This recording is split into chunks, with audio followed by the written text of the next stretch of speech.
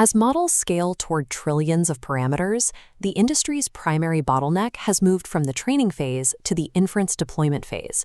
The challenge now is serving these models to millions of users simultaneously.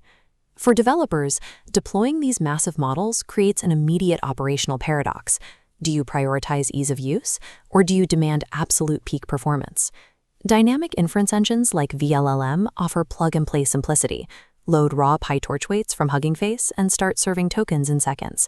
Conversely, NVIDIA's TensorRT-LLM rejects that agility.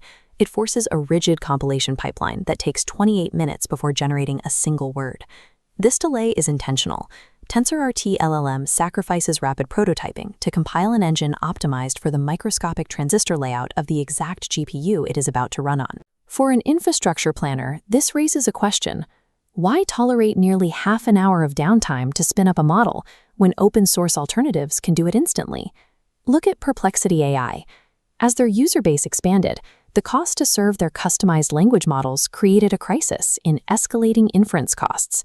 To survive the scale, they migrated their core API product to the NVIDIA AI Enterprise Suite.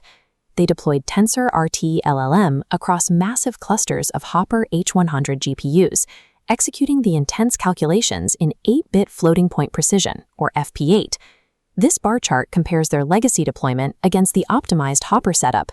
By tuning their models through this rigid pipeline, Perplexity dropped total response latency by a factor of 3 and slashed their time to first token by 4.3 times. Delivering answers significantly faster than human users can even read them allowed Perplexity to handle massive traffic on less hardware. They lowered their overall inference costs by a factor of 4, netting an immediate $600,000 in annual savings. When operating at a hyperscale tier, the engineering friction of ahead-of-time compilation is trivial. It translates directly into hundreds of thousands of dollars in retained profit margin. Achieving that kind of runtime velocity requires an intensely strict deployment pipeline. You cannot simply drop weights into TensorRT-LLM and expect it to run. The compilation consists of 2 distinct phases. Phase 1 is weight conversion. You start with raw Hugging Face weights and feed them through a dedicated conversion script to translate them into an architecture-specific format. During this translation, the script executes critical mathematical transformations. If you are compressing the model into lower precision formats like FP8 or int8, it calculates precise quantization scaling factors and embeds them into the tensor metadata. Once converted, you enter Phase 2, engine building. Here, the developer explicitly defines the language model's operational boundaries. Parameters that are usually flexible, like maximum input sequence length, maximum batch size, and multi-GPU tensor parallelism dimensions, are permanently fused into the engine's architecture. Fusing these parameters together takes time, introducing a severe bottleneck known as cold start latency. A 28-minute cold start prevents rapid prototyping, but by establishing absolute static hardware boundaries before the model boots up, it prevents catastrophic out-of-memory errors once it is exposed to production traffic. To understand why these static boundaries matter, you have to look at the physics of serving an LLM. Modern GPUs have massive compute capacity, but the true bottleneck is the memory wall, the speed at which the processor physically reads data from the VRAM. In a traditional transformer forward pass, data travels long distances. After every atomic operation, a layer normalization, a matrix multiplication, a bias addition, the intermediate result must be sent back out and materialized in the slow outer VRAM. This constant ping-ponging across the hardware consumes immense memory bandwidth and creates severe host-side CPU overhead just to launch the next step in the calculation. TensorRT-LLM resolves this bandwidth choke point through a software technique called kernel fusion. Instead of separate instructions, the compiler stitches these discrete operations into a singular CUDA kernel. Now, data travels to the central core once.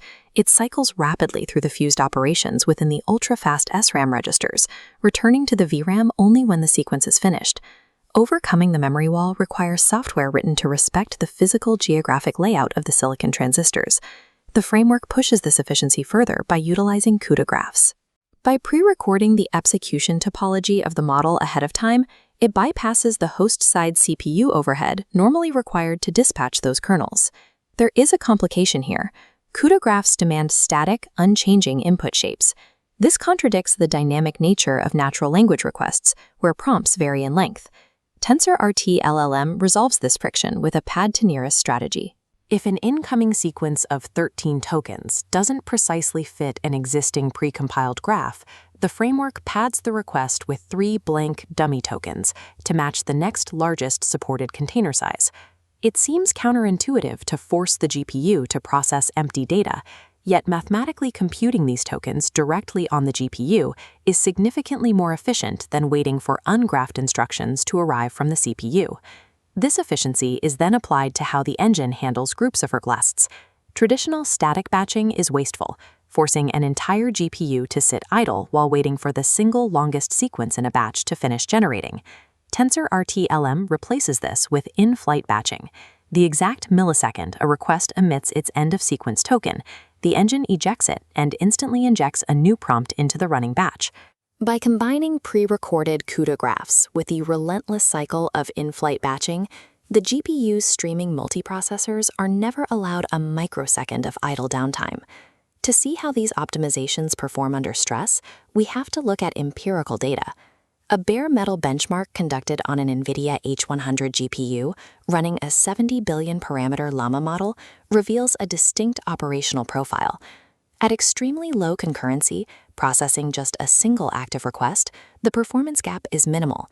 TensorRT-LLM holds only a marginal 8% lead over an open-source tool like vLLM.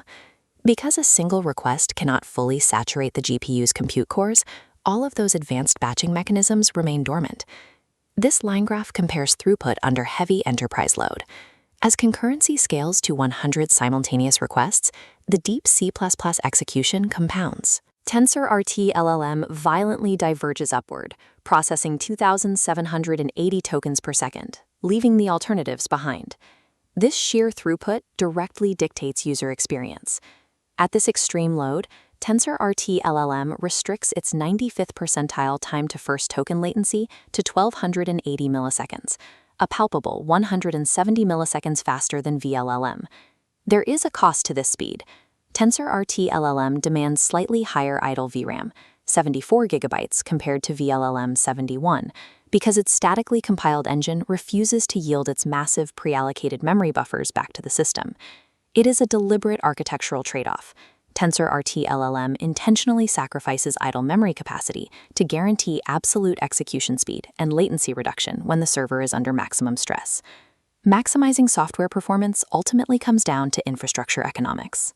In the data center, you generally have 3 tiers: the premium H100, the legacy workhorse A100, and the more affordable L40S.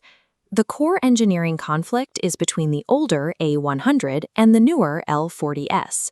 The A100 possesses superior memory bandwidth.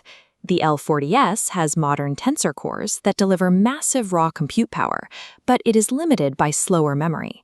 If you run a single concurrent request on these cards, the A100 easily defeats the L40S. A single stream of text is entirely bound by how fast the GPU can read weights from memory, so the A100's bandwidth wins every time. But TensorRT-LLM's continuous batching flips the physics equation of the hardware. As you stack multiple concurrent requests, the bottleneck shifts away from memory bandwidth and strictly into raw matrix multiplication compute capacity. This chart maps that exact crossover point. The A100 starts strong but quickly flattens out, but at a batch size of 8, the L40S aggressively overtakes it. By pushing the load to 32 concurrent requests, the L40S scales to 2,600 tokens per second, while the more expensive A100 plateaus at just 1,400. Intelligent software batching allows infrastructure planners to bypass strict memory bandwidth limitations and utilize the raw compute capacity of significantly cheaper hardware. For a chief technology officer, that raw throughput translates directly into viable unit economics. Generating 1 million output tokens on a dual L40S setup costs approximately 15 cents. Generating that exact same volume on a dual A100 setup costs 65 cents. By deploying TensorRT-LLM onto cheaper L40H hardware, enterprises realize a 77% reduction in their cost per token for high-throughput workloads.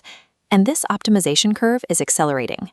TensorRT-LLM is being co-designed directly alongside NVIDIA's upcoming Blackwell architecture, building native software support for 4-bit floating point formats, which can effectively halve the memory footprint of current deployments to support trillion-parameter models. Open-source dynamic frameworks will always own the research and prototyping phases, but in production, the physics of scale rigidly apply. Deep, hardware-specific software optimization remains the most reliable driver of enterprise economic expansion.